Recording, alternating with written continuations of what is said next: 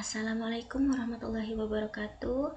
Yang saya hormati Bapak Salman Al-Farisi selaku dosen mata kuliah KN-UAN serta teman-teman sekalian yang saya banggakan. Pertama-tama marilah kita panjatkan puji syukur kehadiran Allah Subhanahu wa taala atas limpahan rahmat dan karunia-Nya sehingga kita dapat berkumpul pada kesempatan ini dalam keadaan sehat. Nah, perkenalkan saya Sakinah, Program Studi Pendidikan Matematika semester 3 dengan NIM D02240005.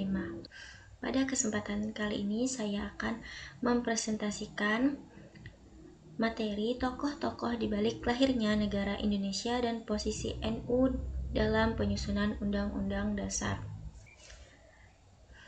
Materi ini sangat penting karena tidak hanya membahas sejarah lahirnya bangsa Indonesia, tapi juga menyoroti bagaimana kontribusi besar Nahdlatul Ulama dan para ulama dalam menentukan arah dasar negara, terutama pada proses perumusan Undang-Undang Dasar 1945.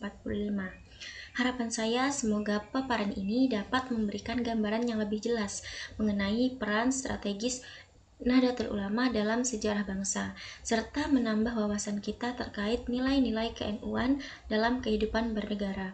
Baik, tanpa berpanjang kata, izinkan saya memulai presentasi ini.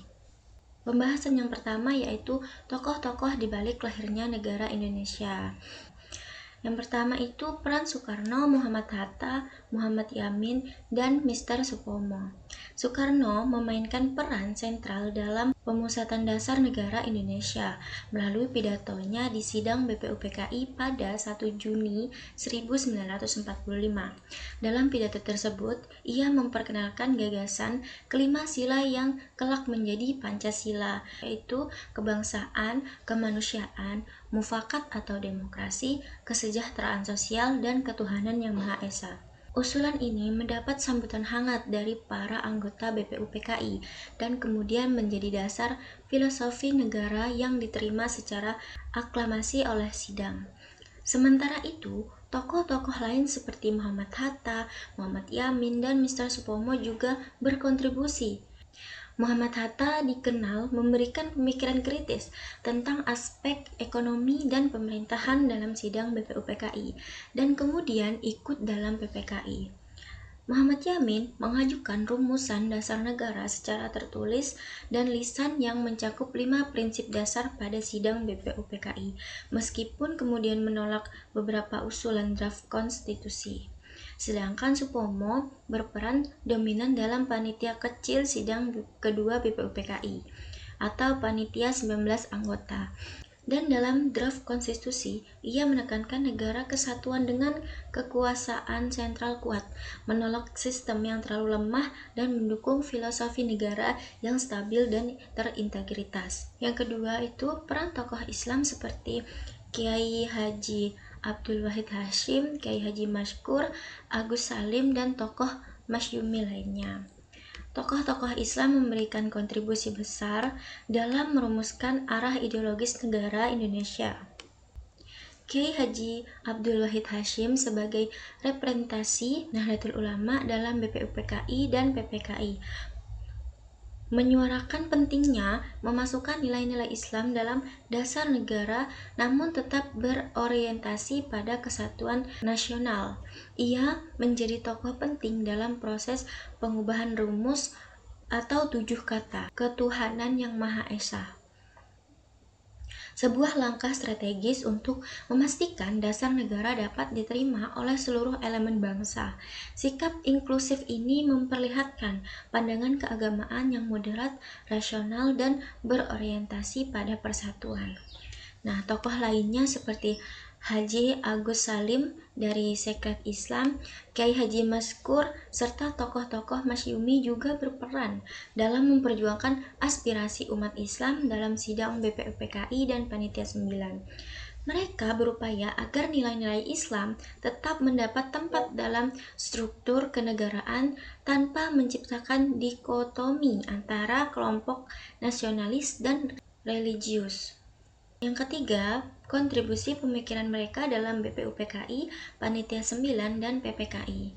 Pada forum BPUPKI, pemikiran yang berasal dari berbagai tokoh nasional dan tokoh Islam dituangkan dalam bentuk pidato, konsep dasar negara, serta rancangan konstitusi. Soekarno, Muhammad Yamin, dan Supomo menyumbangkan kerangka filosofis dan konstitusional, sementara para tokoh Islam memberikan sumbangan dalam bentuk nilai-nilai keagamaan yang ingin dijadikan dasar moral negara. Panitia 9 menjadi wadah kompromi antara kedua pemikiran tersebut melalui penyusunan Piagam Jakarta, yang kemudian menjadi naskah pendahuluan pembukaan Undang-Undang Dasar 1945. Setelah proklamasi, PPKI melanjutkan pembahasan konstitusi dengan mempertimbangkan dinamika politik dan keberagaman sosial. Keputusan menghapus 7 kata dalam Piagam Jakarta adalah salah satu kontribusi pemikiran yang sangat penting karena menegakkan prinsip persatuan dalam keberagaman. Para anggota PPKI dari berbagai golongan menyadari bahwa negara Indonesia harus berdiri di atas landasan inklusif agar dapat diterima oleh seluruh kelompok masyarakat, baik Islam maupun non-Islam. Yang keempat itu gagasan penting dalam menentukan dasar negara. Para tokoh nasional dan tokoh Islam mengajukan gagasan yang beragam namun saling melengkapi dalam menentukan dasar negara. Soekarno menonjol dengan usulan Pancasila sebagai dasar negara yang mencerminkan nilai kebangsaan, persatuan, demokrasi, serta ketuhanan yang bersifat inklusif. Muhammad Yamin juga memberikan rumusan 5 asas yang menekankan kebangsaan dan kemanusiaan dalam konteks Indonesia yang mengikat seluruh elemen bangsa. Pembahasan yang selanjutnya yaitu Piagam Jakarta dan pergulatan ideologi. Piagam Jakarta itu lahir di dinamika pemikiran yang mengemuka dalam sidang Panitia 9 pada 22 Juni 1945, ketika para tokoh bangsa berupaya menyusun dasar negara yang dapat mengakomodasi pluralitas Indonesia. Dalam perdebatan tersebut, kelompok nasionalis dan kelompok Islam itu berusaha mencari titik temu antara aspirasi kebangsaan yang inklusif dan keinginan untuk memberi ruang bagi syariat Islam dalam kenegaraan. Rumusan awal sila pertama yang memuat frasa ketuhanan dengan kewajiban menjalankan syariat Islam bagi pemeluk-pemeluknya. Nah, menjadi fokus polemik karena dinilai berpotensi memunculkan persoalan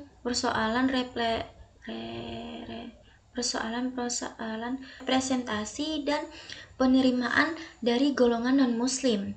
Ilyas dalam jurnalnya Islam dan Kebangsaan, Pergumulan dalam BPUPKI, PPKI, dan Piagam Jakarta menjelaskan bahwa dapat 2 arus utama yang saling berdialektika, nasionalis sekuler dan nasionalis Islam, yang pada akhirnya bersepakat membangun asas dasar negara melalui dialog intensif dan upaya kompromi yang tinggi. Seperti apa yang diteliti oleh Yenuri, perdebatan mengenai 7 kata tersebut tidak hanya merefleksikan ketegangan ideologis, tetapi juga menggambarkan kompleksitas sosial politik pada masa menjelang proklamasi. Frasa tersebut dipandang oleh sebagian kalangan dalam bentuk keistimewaan hukum bagi pemeluk Islam, sehingga menimbulkan kekhawatiran dari tokoh-tokoh non-muslim, terutama dari Indonesia bagian timur, terhadap potensi diskriminasi dalam struktur negara yang sedang dibentuk. Ali Muhammad Yenuri dalam jurnal Mabahith menekankan bahwa keputusan menghapus 7 kata tersebut merupakan tindakan politik yang strategis untuk memastikan integrasi nasional tetap terjaga. Nah, keputusan ini didorong oleh kesadaran kolektif bahwa persatuan bangsa merupakan utama berdirinya Indonesia sebagai negara yang merdeka, sehingga formulasi sila pertama kali diubah menjadi ketuhanan yang Maha Esa sebagai bentuk kompromi yang paling dapat diterima oleh seluruh golongan.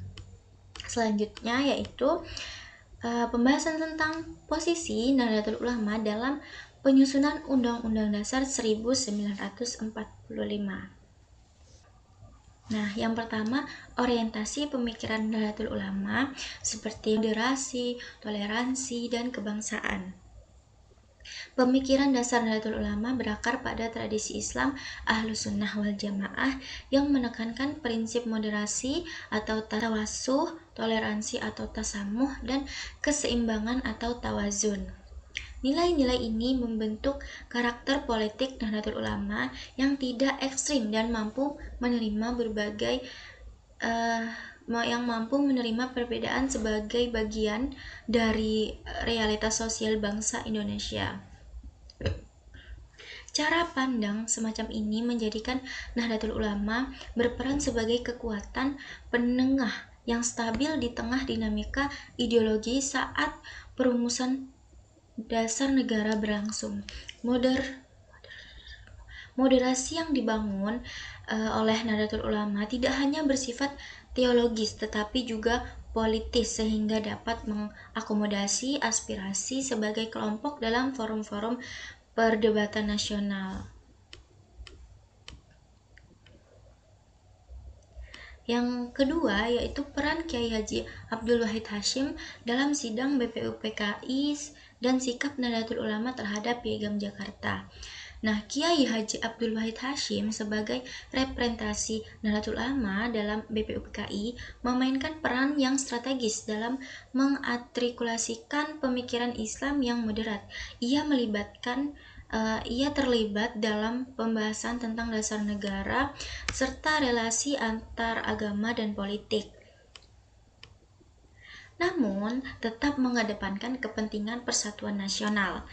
Pemikiran Kiai Haji Wahid Hasyim ini dipengaruhi oleh pandangan bahwa negara Indonesia harus mencerminkan nilai-nilai agama tanpa menjadi negara teokratis. Nah, melalui pendekatan yang inklusif, ia mampu menjembatani pandangan tokoh Islam dalam nasionalis, sehingga perdebatan dapat diarahkan pada titik temu yang konstruktif bagi seluruh bangsa. Nah, sikap NU terhadap Piagam Jakarta, terutama pada perubahan 7 kata, menunjukkan kematangan politik yang signifikan. Meskipun banyak tokoh Islam menginginkan frasa syariat tetap dipertahankan, Nahdlatul Ulama memberikan penghapusan 7 kata demi menjaga keutuhan bangsa Indonesia. Nahdlatul Ulama ini memahami bahwa mempertahankan rumusan tersebut berpotensi menimbulkan ketegangan antar golongan, terutama bagi masyarakat non-muslim. Dengan menempatkan kepentingan nasional di atas kepentingan kelompok, Nahdlatul Ulama memperlihatkan komitmennya terhadap persatuan bangsa. Sikap NU ini menjadi salah satu bukti kontribusi dalam memastikan dasar negara bersifat inklusif, universal, dan dapat diterima oleh seluruh rakyat Indonesia, yaitu peran Nahdlatul Ulama sebagai jembatan ideologi dan kontribusinya terhadap konsep negara Indonesia. Dalam proses penyusunan Undang-Undang Dasar 1945, NU berperan sebagai mediator yang mampu meredakan kegiatan antara kelompok nasionalis dan kelompok Islam. NU tidak hanya menyampaikan gagasan keagamaan, tetapi juga menjelaskan bagaimana nilai-nilai Islam dapat selaras dengan konsep negara modern. Pendekatan argumentatif dan kompromis membuat NU diterima sebagai pihak yang objektif dalam perdebatan ideologis. NU menegaskan bahwa Pancasila sejalan dengan prinsip-prinsip Islam, terutama sila ketuhanan yang Maha Esa, yang dianggap sebagai formula terbaik dalam menjaga stabilitas pluralitas Indonesia. Dengan memberikan dukungan teologis dan politis, NU berperan penting dalam meningkatkan penerimaan Pancasila di kalangan umat Islam. Yang keempat yaitu nilai kebangsaan dan moderasi yang diwariskan Nahdlatul Ulama. Yang pertama ada prinsip tasamuh atau toleransi, tawazun atau keseimbangan, dan tawasud atau moderat, dan i'tidal atau keadilan. Yang kedua itu ada relevasi nilai tersebut dalam penyusunan dasar negara. Nah, relevasi nilai-nilai tersebut dalam penyusunan dasar negara tampak dari sikap tokoh-tokoh Nahdlatul Ulama yang lebih mengutamakan keharmonisan nasional dibandingkan kepentingan kelompok.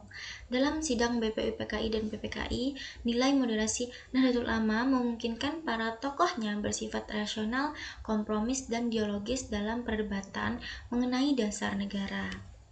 Yang ketiga yaitu bagaimana nilai-nilai Nahdlatul Ulama menjaga keutuhan NKRI hingga masa kini. Sikap toleran dan seimbang yang diajarkan Nahdlatul Ulama membantu meredam potensi konflik sosial terutama pada isu-isu keagamaan yang sering menjadi sumber ketegangan masyarakat. NU juga aktif memperkuat pemahaman keagamaan yang ramah dan sesuai dengan semangat Pancasila, sehingga mampu menjaga persatuan bangsa dalam kerangka negara bangsa yang majemuk. Dengan konsistensi tersebut, nilai-nilai NU menjadi pilar penting dalam memperkokoh stabilitas nasional dan menjaga integritas sosial di tengah keberagaman Indonesia. Nah, mungkin hanya ini yang bisa saya paparkan. Kurang dan lebihnya saya mohon maaf jika ada kesalahan dan kekurangan. Itu murni dari diri saya sendiri. Wallahi taufiq wal aqwamit thoriq. Wassalamualaikum warahmatullahi wabarakatuh.